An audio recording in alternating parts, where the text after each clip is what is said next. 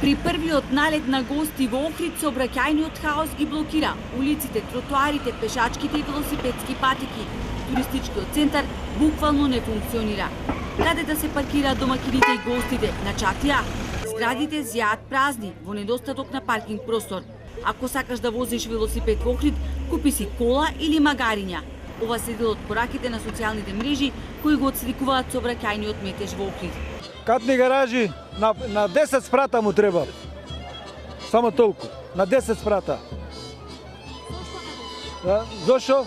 Опули се по улиците колку коли имат оставено така. Повеќе имат коли него луѓе. Доволно? Ова на гаража гледате, може да се употреби, пошто за продавници нема кој да купува. Нема пари. Ова е гаражата. А треба да се среди подземни гаражи, нема високи земја. За секој случај му требаат возила многу, улиците истите и тоа е тоа. Изградбата на катни гаражи е проблем кој градот никако не успева да го реши. Со години се прават обиди за изготвување сообраќајно решение. Поголемиот дел од улиците, дури и главните сообраќајници кои водат кон центарот се користат и за паркирање. И туристите ценат дека на градот му требаат катни гаражи. Па му треба нормално. Бидејќи има туристи доста и им треба. Меѓутоа како ќе се регулира тоа, каде ќе се направат, тоа е многу важна работа. Голема е инвестиција, да ви кажем, јас сум од градежна струка и сматрам плюс тоа треба да се најде погодна локација.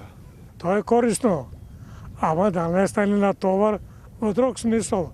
Па не се одржава и така натаму, да стане збирна ѓубриште. Иначе треба, просторот е мал, на просторот паметно да се делува.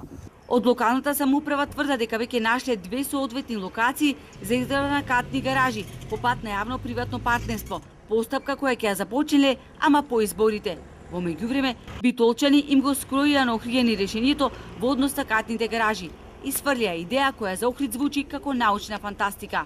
Се до моментот кога урбанистички ќе се најде по мене локација за неколку катни гаражи или оформување на посебни транспортни центри, каде што ќе имате можност да разменувате, да го ставите возилото, да изнајмите велосипед, да изнајмите електрично возило, да изнајмите електричен велосипед.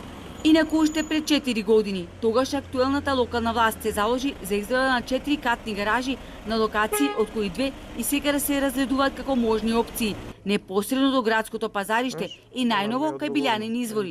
Предвидено беше изградата на катни гаражи со капацитет од околу 600 паркинг места да започне во првата половина од 2016 година, но ништо од тоа.